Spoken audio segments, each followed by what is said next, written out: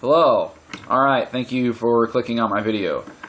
I just thought it'd be fun to share the story, the history of the Bolshevik Revolution and this guy named Grigory Rasputin, and also how the Soviet Union came about. Because it's pretty cussing fascinating, and really, it's pretty proof positive to me that we really do struggle with powers and principalities, not flesh and blood, like the Bible says, because this stuff, it doesn't make any sense on a logical level. This kind of blew my mind whenever I learned about it, and it just doesn't. On a rational, logical level, it makes no sense whatsoever. And how I got started on this whole subject was that group, that thug group, that George Soros paid thug group, Antifa, or however you say it. I don't know if you've heard, but they're supposed to be threatening to do a bunch of stuff in November, and it's supposed to start on November 4th or something like that. Anyway, it was compared to this whole, basically how the stage is set. It was being compared to the Bolshevik Revolution, which I didn't know anything about, other than I've heard of it, but I didn't know anything about it. So that's how I got started on this, and I've been researching it for a little while, and led me to Rasputin and all this just for real shenanigans. Okay, so let's try to cover 22 years in just, under 15 minutes, hopefully. So from 1900 to 1922 is where we're covering. So around 1900 on, for a little, the early years of 1900 there, actually it drags on until the World War I, but anyway. So around 1900, Russia's pretty much divided, because, see if this sounds familiar, gee whiz, the rich are doing great and the poor are doing not so great. So you got your, your class warfare. Everybody's pissed off, and then Archduke Franz Ferdinand gets assassinated, and Russia gets drug into World War I, which happens in 1914. So again, this divides the country and fractures it even worse, and makes conditions worse altogether, because it was already a not-so-good economy. Well, now it's doing even worse during this war, and not only on top of that, you got a bunch of the young men who are taking off and having to go fight in this nonsense, which that's exactly what it is. It's nonsense. And the time that this is all going on, the country is being run by a guy named Tsar Nicholas, and that's Caesar. That comes from Caesar. This is just old Roman stuff borrowed. So Caesar Nicholas II and the Empress Alexandra. And behind the curtain was a guy named Grigory Rasputin, because Caesar Nicholas left when World War I started to go run and lead the war, basically. So the country was left behind to be run by this woman named Alexandra and this guy named Rasputin. Now, his real name is not Grigory Rasputin. It's Gregory something. It starts with an F, his last name, but I can't remember. It's hard to pronounce and remember. But he got the name Rasputin because the guy was a literal troublemaker. And in Russian, Rasputin means debauchery or dissident. The guy was such a troublemaker in his younger years that the priests paid him off so he would leave them alone whenever they were having service. And this guy basically wheeled and dealed his way to the top. And learn a little bit more. I'll show you a little bit more. Notice whenever they talk about the cult that he's in, notice the bells. You see, they don't mention anything about what the bell means. They just talk about him joining a cult, and the little bell is playing behind him. They don't mention anything about it. It's because you're not supposed to know anything about that. You're just supposed to know he's in a cult, not some Bell Saturn cult or anything like that at all. So check this stuff out. It gets really weird. Who has curious healing powers. In 1903, Rasputin arrived in St. Petersburg with an appearance far from regal. He was a shaggy figure, with a sable coat thrown over peasant boots and a blouse. He smelled a bit like a goat, apparently. He had long, rather greasy black hair, a thick black beard, which people said was covered in last week's dinner. He parted his hair in the middle and combed it kind of over his forehead, because apparently he had a bump on his forehead he wanted to hide. Other people would say it was like a horn he was trying to hide when they want to compare him with the devil. He was pretty repulsive looking. Rasputin discovered a heretical cult who believed that only after a man had sinned greatly could he truly be repentant and pleasing to God. He's really the member of a sect, of which there were many in Russia. Rasputin's sect probably the chlisti, as they are known. We translate that as the flagellants, the idea that they whipped themselves into a state of ecstatic frenzy where they had religious visions, and was embodied in ordinary peasant people. The chlisti rituals consisted of meeting in secret places, forest glades perhaps, or cellars, where they would whip and dance and twirl and stamp and chant themselves into a state of ecstasy, into a frenzy. In Russian it's called radienie. They would then engage in group sex in order... Philia, an agonizing blood disorder thought incurable. The Empress was desperate for someone to heal her Tsarina Tsarevich Alexis, because she had brought haemophilia into the Romanov family through her own family of Hesse. She saw her son's illness, the first male heir to be born, as a punishment from God.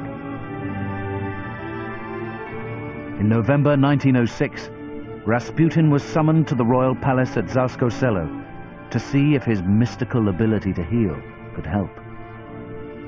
It seems that he was able to stop the bleeding of Tsarevich on occasion, whether this was by hypnotism or by simply his presence, which seemed to have a calming effect, or whether it was because he comforted the mother, who was hysterical. With the illness of Alexei becoming progressively worse, the Empress was convinced that only a miracle could save her son. An incident in 1912 really sort of fixed his position there. The Empress was out riding with Alexis, and he had some sort of fall, and the internal bleeding began. In her desperation, the Empress telegrams Rasputin, who's at home in his village in western Siberia. And by return, he sends a telegram back saying, "God has heard your prayers and seen your tears. The little one will not die. Tell the doctors not to bother him too much." Miracle of miracles, the next morning he recovers, the bleeding stops. That sealed it for Alexandra. A miracle had occurred. And from that point on, Rasputin's comings and goings at the court became more frequent. So yeah, that's the guy that was leading Russia in World War I. It's pretty fascinating to me, because Tsar Nicholas went off to lead the front lines of the war, and Alexandra and Rasputin were left behind to lead. And that's who the country was following, was that black magic magician that whips himself into a frenzy in orgies. Hey, and to each their own, but whenever you're leading men off to die in a nonsensical war, you're using that power for bad. It's not like you're doing anything good with it. And it's crazy, and here's the thing, you're part of that Bel Saturn cult, so you're death. And that's what the guy was known. You heard that he was compared to the devil, he was death. So he knew what he was doing, but I guess we'll never know. But he knew what he was doing. But they just say he was incompetent. But these men, and these guys like lemmings, man, it's insane to me. It's insane to me. But these armies, they're like little lemmings. They did it. And he would send them out, supposedly, he would send them out in the wintertime with like the summer uniforms on, and with not much food, and I mean if, because sometimes these armies seriously, supposedly did not have it, but if he supplied these armies with guns and ammunition, they wouldn't match up. Like the bullets wouldn't go in the gun, and it was like a complete setup it was a big sacrifice, that's all it was. But they just say he was incompetent because he was too busy doing his magic and stuff. Seriously.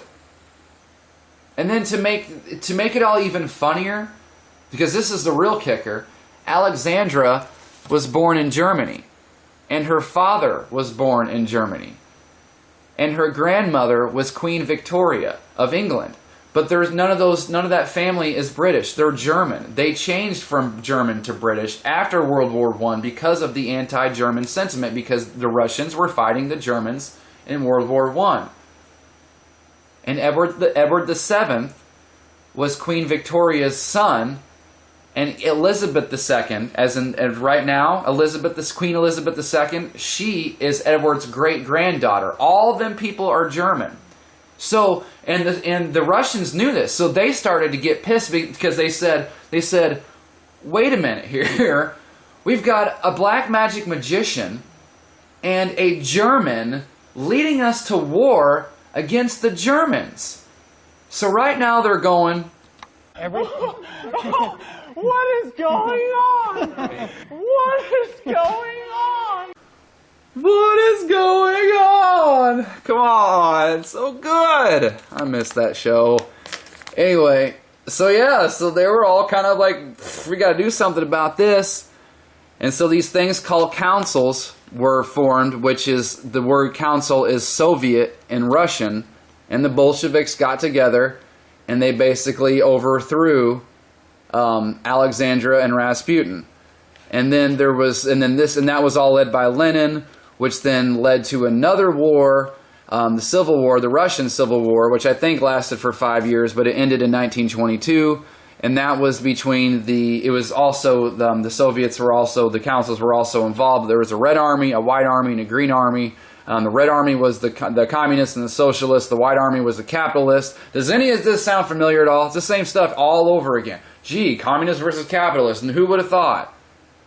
And then the Green Army, which the Green Army didn't really align with either one of them, but who cares? So anyway, and then they all killed each other, and here we are, after like 2 to 3 million people died, supposedly. Because it's not normal. You know, it doesn't have to be this way. I don't know why everybody thinks this is normal for all, somebody new to come to power to rule us. Well, you know what? A whole bunch of us need to die and then transition from the old ruler to the new ruler. Yep. Millions of people need to die because of that. I don't understand it. Still going on today. Sure is. Just don't get it. Somehow it's some sort of honorable thing to go throw your blood on the ground over there in the name of some war that's just never ended and it hasn't for centuries. But hey, I'm just a dum-dum that works at a grocery store, so what would I know? Nothing. In 1922, the Soviet Union came about. Any questions?